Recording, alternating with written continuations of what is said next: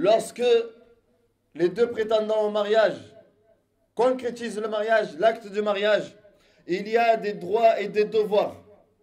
Ils se soumettent à Allah subhanahu wa ta'ala, ils prennent l'engagement, un engagement devant Allah subhanahu wa ta'ala d'assumer leurs devoirs. Les devoirs envers l'épouse et les devoirs de l'épouse envers l'époux. C'est un engagement que nous prenons devant Allah subhanahu wa ta'ala. وَقَدْ أَخَذْنَا مِنْكُمْ مِثَاقًا غَلِيظًا. Alors qu'elles ont pris un engagement solennel envers vous, que vous avez pris un engagement solennel envers elles. Donc c'est un engagement, le mariage c'est un engagement devant Allah subhanahu wa ta'ala. Lorsque tu te maries, ça veut dire que tu t'engages devant Allah subhanahu wa ta'ala d'assumer tes devoirs envers ton épouse. Et ces devoirs-là sont de plusieurs sortes.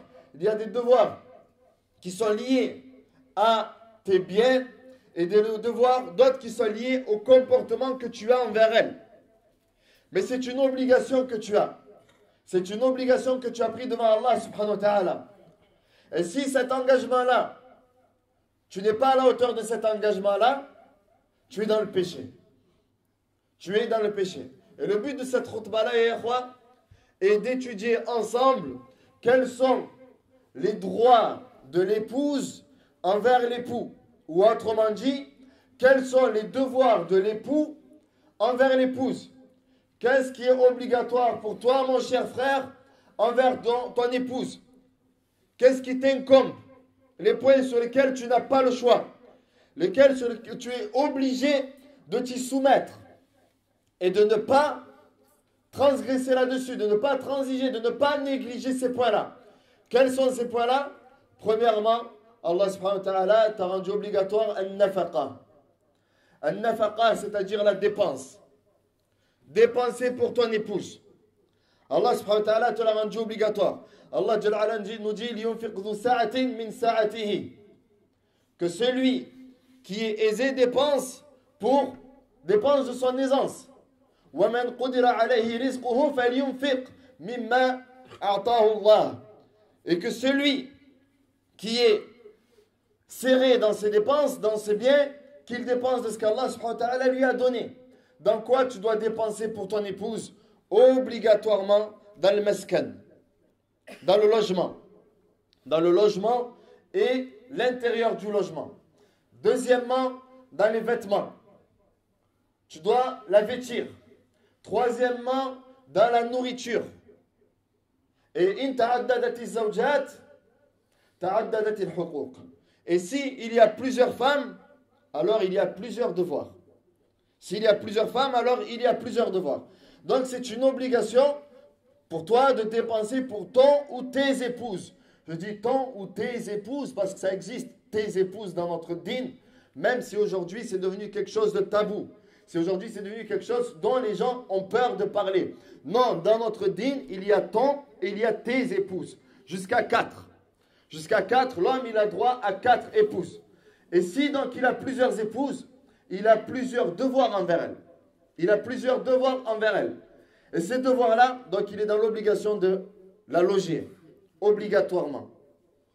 Même si au départ ils se sont mis d'accord, on se marie, mais ensuite petit à petit, khair inshallah. Mais une fois que tu as tes biens, une fois que tu as cette maison-là, tu es dans l'obligation. Tu es dans l'obligation de dépenser pour ton épouse.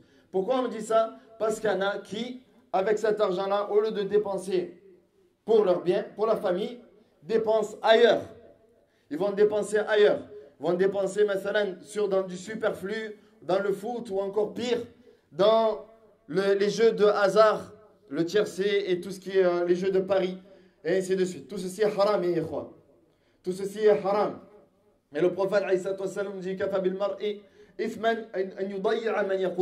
il suffit à l'homme de commettre un péché, de délaisser la dépense obligatoire. Il a une dépense qui est obligatoire envers sa femme, envers ses enfants, mais lui il va dépenser ailleurs. Ou alors il va dépenser maintenant pour ses parents. Il va dépenser pour ses parents. Alors que ses parents ne sont pas forcément dans le besoin. Mais il va dépenser pour eux. Oui, je vais faire plaisir à mon père, je vais faire plaisir à ma mère, mais au détriment de ma femme et de mes enfants. Ceci est haram. Ceci est haram. Pourquoi? Parce que dépenser pour tes parents, c'est une obligation. À condition qu'eux-mêmes sont dans le besoin. Donc là, il y a un partage. D'accord. Mais si maintenant tes parents ne sont pas dans le besoin, et toi tu dépenses pour eux, parce que c'est tes parents qui te l'imposent ou autre, alors à ce moment-là, c'est haram de dépenser pour tes parents au détriment de ta femme et de tes enfants. Ceci est haram. Al-Muhim, donc la première obligation, c'est al-nafaqa. Et là, il y a ijma' là-dessus. Il y a un consensus des savants. Il y a un consensus des savants que l'homme est dans l'obligation de dépenser pour sa femme. Est-ce que la femme doit dépenser pour son mari? Non. Est-ce que la femme doit participer aux charges financières de la maison? Non. Celui qui impose ça à sa femme, il est dans le haram. Celui qui l'impose à sa femme, il est dans le haram. Ton argent, c'est son argent, son argent, c'est son argent. Son argent, elle, c'est le sien. Même si elle est riche, c'est toi qui es dans l'obligation de dépenser pour elle. Ijma'an. Ijma'an. Selon le consensus, il n'y a pas de divergence. Si toi maintenant, tu dis par exemple, parce que ton épouse elle travaille, et que tu dis, bon, cet argent-là, il va servir pour payer ci, pour payer ça, tu es dans le haram. Tu es dans le haram. Son argent à elle, c'est pour elle. Et l'argent qu'il y a pour toi, c'est pour elle et pour tes enfants. Ce point-là, il doit être bien clair, bien ancré dans la tête de tout le monde. Ton argent, tu dois le dépenser fi sabilillah, c'est-à-dire, et les premiers qui sont fi sabilillah, c'est tes épouses et tes enfants. Deuxièmement, il y a un tu'ashiraha bil ma'ruf. Te comporter avec elle de la meilleure des manières. Te comporter avec elle, d'avoir le meilleur des comportements envers ton épouse. Selon la parole du prophète qui nous dit khayrukum khayrukum li ahlihi. Khayrukum khayrukum li ahlihi. Le meilleur d'entre vous est le meilleur envers ses épouses. فأهم ما يجب على الزوج لزوجته إكرامها وحسن معاشرتها ومعاملتها بالمعروف وتقديم ما يمكن تقديمه إليها مما يؤلف قلبها أو قلبها فضلا عن تحمل ما يصدر منها والصبر عليها. يقول الله عز وجل في القرآن وعاشروهن بالمعروف فإن كرهتموهن فعسى أن تكرهوا شيئا ويجعل الله فيه خيرا كثيرا. Donc ton épouse, tu dois l'honorer, tu dois l'élever. Ton épouse, la mère de tes enfants, tu dois l'honorer, tu dois l'élever. Elle doit être au-dessus de tout le monde. Elle doit être au-dessus de tout le monde. Allah subhanahu wa ta'ala nous dit وَعَاشِرُوهُنَّ بِالْمَعْرُوفِ. Et comportez-vous avec elle de la meilleure des manières. Tu dois patienter face à ses méfaits, à son comportement, à ces aux petites crises que la femme elle peut avoir. Toi, tu dois patienter face à ça. Comme le prophète, lui, patientait face à ses épouses. Des fois, dans la maison prophétique, il y avait des trucs qui déplaisaient au prophète, mais le prophète, sallallahu alayhi wa sallam, patientait. Le prophète, sallallahu alayhi wa sallam, patientait. Et nous avons, en la personnalité du prophète, un excellent modèle. On a un excellent modèle. Et il n'y a que 4 femmes qui sont parfaites depuis la création de Adam. Ton épouse, elle ne sera jamais parfaite selon la parole du prophète alayhi salatu wassalam. Le prophète alayhi salatu wassalam nous dit La yafruku mu'minu mu'minatan in kariha minha khuluqan radiya minha akhar. Que l'un d'entre vous ne déteste pas son épouse. Si il déteste en elle, s'il n'aime pas en elle un caractère, il en aimera un autre. Il regardera un autre caractère. Toi, ne regarde pas que le mauvais de ton épouse. Regarde le bon qu'il y a en elle.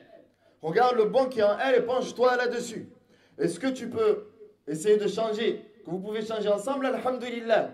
Si maintenant il y a des points sur lesquels elle ne changera pas, patiente. Tant que ce comportement-là, bien sûr, n'est pas en dehors de kitab et de sunnah. N'est pas un comportement où l'épouse, et on parlera de l'épouse la semaine prochaine, Inch'Allah, désobéit et voire même vulgaire envers son époux. Al-Muhim. Le prophète dit Akmalul mu'minin imanan ahsanuhum khuluqa. Le meilleur des croyants, celui qui a la foi la plus parfaite est celui qui a le meilleur des comportements. Celui qui a la foi la plus parfaite est celui qui a le meilleur des comportements. Et le meilleur d'entre vous est le meilleur envers ses épouses. Ya ikhwa, On est là, à la mosquée, on se voit tous avec un visage, mais lorsqu'on entre à la maison, on a un autre visage. On est ici à la mosquée, on a un visage, mais on rentre à la maison, on a un autre visage. On est là, on est tous en train de dire que, subhanallah, cet homme-là, si j'avais une sœur, je l'aurais marié. Mais dès qu'on entre à la maison, on se dit, subhanallah, c'est pas cet homme que j'ai l'habitude de voir à la mosquée. C'est pas cet homme que j'ai l'habitude de voir à la mosquée. Alors que tu es là, en train de te réclamer de din, en train de te réclamer de sunnah, en train de te réclamer de tous ces points-là. Et subhanallah, le prophète s'il te parle de aqidah, te parle de iman. Akmalul mu'minin imanan ahsanuhum khuluqa. Celui qui a la foi la plus parfaite est celui qui a le meilleur des comportements. Celui qui a la aqidah, la foi la plus parfaite, est celui qui a le meilleur des comportements. Et le meilleur d'entre vous, c'est celui qui est le meilleur envers son épouse. Ou alors ses épouses, selon le hadith. Al-Muhim, le prophète avait l'habitude de s'amuser avec ses épouses. Et vous connaissez tous ici l'histoire de Aïcha radhiyallahu anha. Le prophète sallallahu alayhi wa sallam dit Stawsu bin nisa'i khayra. Fa inna al-mar'a khuliqat min dil'in. Wa inna a'waja shay'in fi ad-dil' a'lah.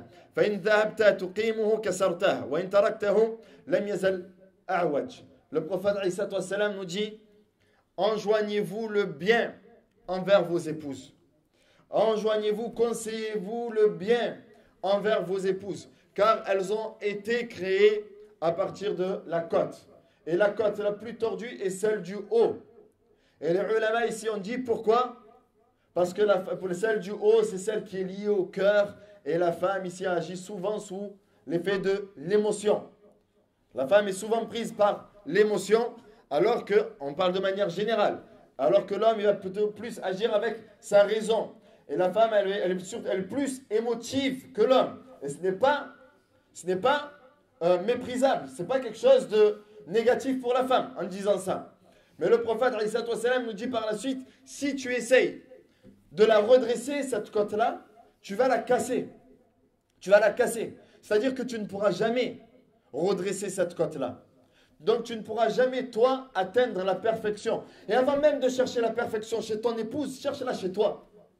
Cherche-la, toi, la perfection chez toi. Ibn Abbas, radiyallahu ta'ala anhuma, disait, lorsqu'il lui arrivait un malheur, ou lorsqu'il voyait quelque chose sur son épouse qui ne plaisait pas, il disait, ça c'est à cause de tel et tel péché que je dois faire. Il remettait la faute sur lui-même, et non pas sur son épouse. Donc nous, on est là à chercher la perfection chez nos femmes, mais de l'autre côté, dans le din, zéro. Parmi les obligations qu'il y a envers ton épouse ou tes épouses, c'est al-adl.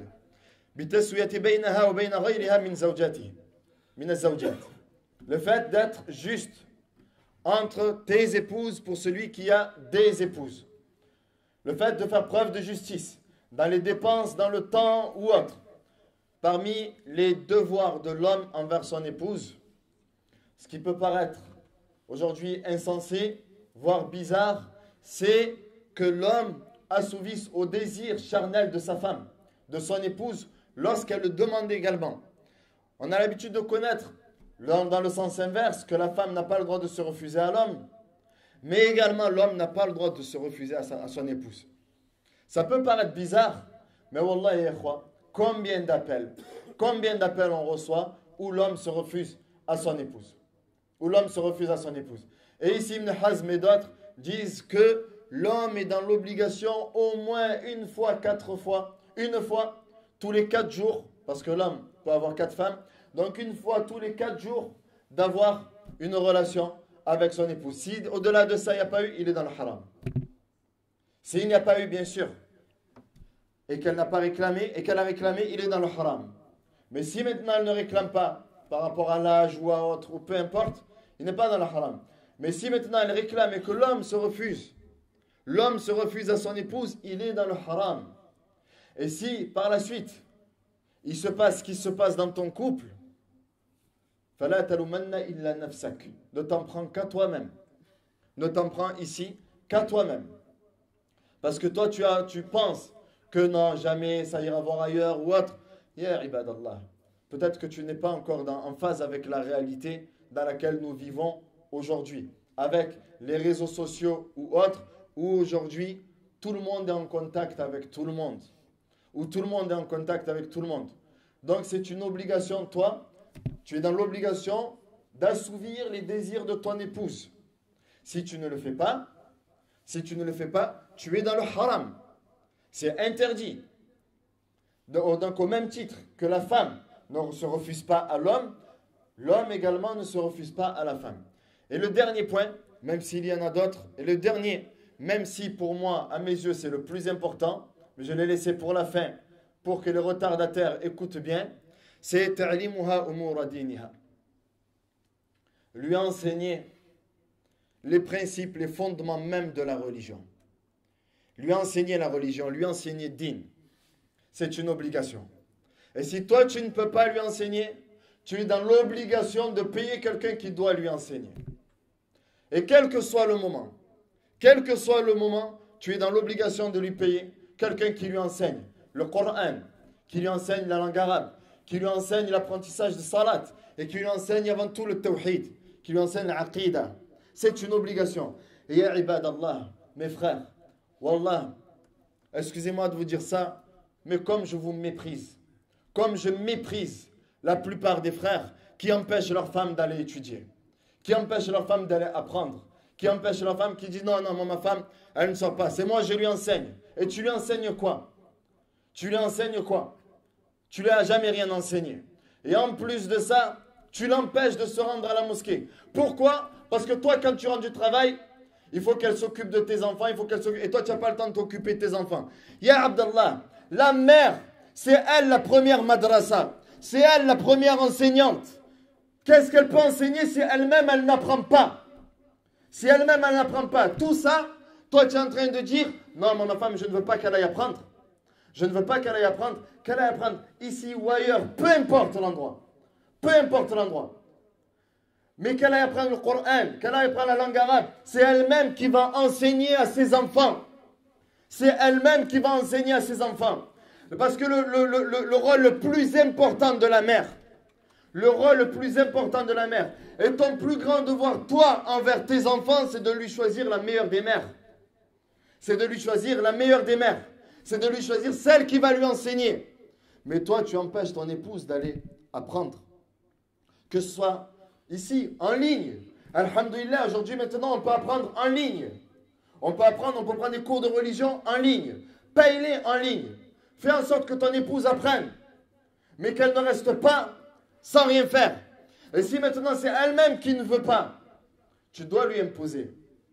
Tu dois lui imposer d'aller apprendre sa religion. Pourquoi? Parce que les enfants vont calquer leur comportement sur leur mère. Si maintenant la mère ne connaît rien de din, qu'est-ce que les enfants ils vont comprendre? Qu'est-ce que les enfants ils vont apprendre? Et regardez le résultat aujourd'hui de nos enfants. Regardez, on n'a qu'à voir aujourd'hui maintenant le résultat de nos enfants. Comment est-il? Il est catastrophique. Il est catastrophique. Donc, ya Abdallah, après cette khutbah-là, Inch'Allah, j'espère que tu vas rentrer, tu vas voir ton épouse et tu vas lui dire, écoute, qu'est-ce que tu vas apprendre? Dans le Coran, commence par le Coran. Commence par le Coran afin qu'elle enseigne elle-même le Coran aux enfants, afin qu'elle-même, elle ait un suivi. Lorsque tu envoies tes enfants à l'école coranique, lorsqu'ils rentrent, elle-même, elle ait un suivi sur l'apprentissage de tes enfants. Mais ne la laisse pas comme ça, sans apprentissage, sans apprendre, sans rien du tout. Ni Coran, ni walou. Et après toi, tu es en train de dire, non mais moi, ma femme, je veux qu'elle s'occupe de mes enfants. Ta femme, elle ne doit pas s'occuper des enfants au niveau de les laver, de les nourrir ou autre. La première occupation qu'elle a envers tes enfants, c'est de leur enseigner din. Et si toi, tu es un rempart là-dessus, elle a le droit de demander le divorce. Et si toi, tu es un rempart là-dessus, elle a le droit de demander le divorce. Elle a le droit de te divorcer. Mais toi, tu profites aujourd'hui qu'on ne vit pas avec les lois d'Allah subhanahu wa ta'ala. Où tu vas empêcher ta femme de demander le divorce, voire même la violenter, afin qu'elle ne prononce pas le divorce, afin de la dissuader de ça. Mais ne pense pas qu'Allah est inattentif à ce que font les injustes. Donc tu t'es marié, tu es dans l'obligation de dépenser pour elle, que tu le veuilles ou non. tu dois dépenser pour elle, te casser le dos, mais tu dois aller travailler ce que tu veux et il faut que tu dépenses pour elle. Deuxièmement, tu dois te comporter avec elle de la meilleure des manières. Que tu le veuilles ou non. Tu dois patienter face à son comportement. Tu dois patienter lorsqu'elle est énervée, lorsqu'elle est fatiguée, lorsqu'elle a ses hormones, lorsque tout ça, tu dois patienter. C'est tout, c'est une obligation, que tu le veuilles ou non. Tu as pris cet engagement devant Allah subhanahu wa ta'ala. Sinon, il ne fallait pas te marier. Sinon, ne te marie pas. Sinon, ne te marie pas. Allah subhanahu wa ta'ala, il t'a dit wa'ashiruhunna bil ma'ruf. Comportez-vous avec elle de la meilleure des manières. Tu ne peux pas te comporter avec elle, tu ne sais pas patienter, ne te marie pas. Également, tu dois être juste. Tu dois aussi lui donner son haqq au niveau des désirs charnels. Et enfin, tu dois surtout lui apprendre ou faire en sorte qu'elle apprenne son din. Tu dois surtout faire en sorte qu'elle apprenne son din. C'est une obligation. C'est une obligation. Ya ibadallah. On est là en train de voir ce qui se passe aujourd'hui en Birmanie, ce qui se passe au Yémen, ce qui se passe dans le monde entier. Mais Allah subhanahu wa ta'ala nous dit Allah la yughayyiru ma biqawmin hatta yughayyiru ma bi anfusihim. Allah ne change pas l'état d'un peuple tant que eux-mêmes ne se changent pas. Ce que sont en train de payer aujourd'hui nos frères birmans, ou en Centrafrique, ou au Darfour, ou au Cachemire, ou en Irak, ou en Syrie, ou partout dans le monde, dites-vous que la cause c'est nous. La faute c'est nous. C'est nous. On s'est écarté de notre din. Et il y a une partie de la communauté qui paye. C'est tombé sur eux. Mais ça aurait pu tomber sur nous. Ça aurait pu tomber sur nous. Donc aujourd'hui, Allah subhanahu wa ta'ala, il nous a donné l'amn. Il nous a donné l'amn. On doit profiter et être reconnaissant envers Allah subhanahu wa ta'ala. De vivre en sécurité, mais de ne pas rester les bras ballants ou alors se croiser les doigts et de dire je fais rien. Nos enfants, ya ibad Allah, ce n'est pas une option qu'ils doivent apprendre le Coran.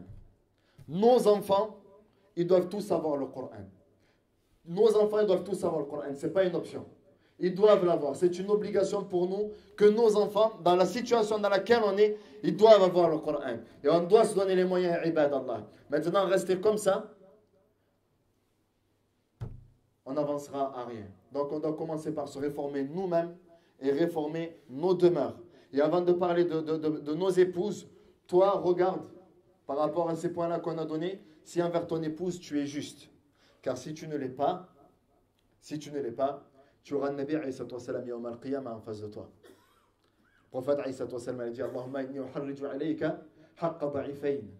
Ya Allah, je prendrai en charge yawm al-qiyamah devant toi la charge des deux faibles, c'est-à-dire de la femme et de l'orphelin. C'est-à-dire qui va être l'avocat de la femme yawm al-qiyamah? Ça sera le prophète alayhi salatu wa salam. Toi face au prophète sallallahu alayhi wa sallam devant Allah subhanahu wa ta'ala. Qu'est-ce que tu vas faire à part aller en enfer? Qu'est-ce que tu vas faire face au prophète alayhi salatu wa salam devant Allah? Donc tes devoirs envers ton épouse, réforme-toi. Avant de parler de ton épouse, toi regarde comment tu es. Et la semaine prochaine, Inch'Allah, on verra le devoir de l'épouse envers l'époux. فالله عز وجل نسأل أن يرزقنا الصدق والإخلاص في القول والعمل